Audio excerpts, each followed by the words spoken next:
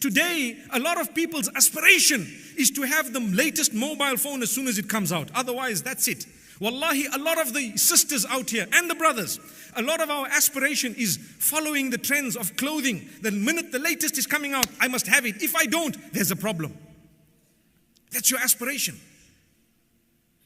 And you know, that type of aspiration, you will never ever be quenched. Impossible. Because Allah has created this world in such a way that it runs. And anyone who runs behind it, it will always run faster than them. You can have the iPhone 6 today, tomorrow morning there will be a 7. You can have the 7, the next day there will be an 8. You can have the 8 and they will decide it's no longer Galaxy. We are now changing the name to Orbit. That's it. I promise you. And then you want that, and even if you have the best and the latest, you will still want it, because those aspirations are so shallow. So change it. It must not be the latest trends that you are following, wallahi. It must be the pleasure of Allah. You will be content even with your Galaxy 2. You know the S2? You'll be happy with it. You'll say, no, this is an old faithful. I like it. It's done nothing wrong to me. May Allah forgive us. But let's take a look at our own aspirations. And I gave you one example because it's a reality.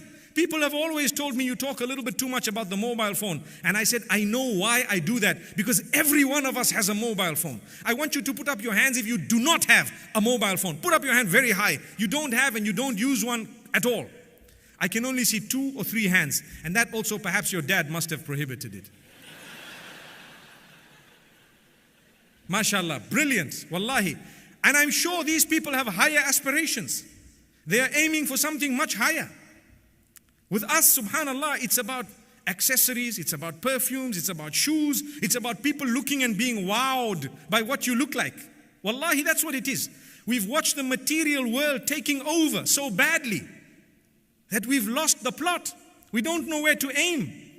We look at people on the television and we aim that way. And I've always said, stop aiming to be like the girl on the television, because the girl on the television herself is not even like the same girl on the television in real life.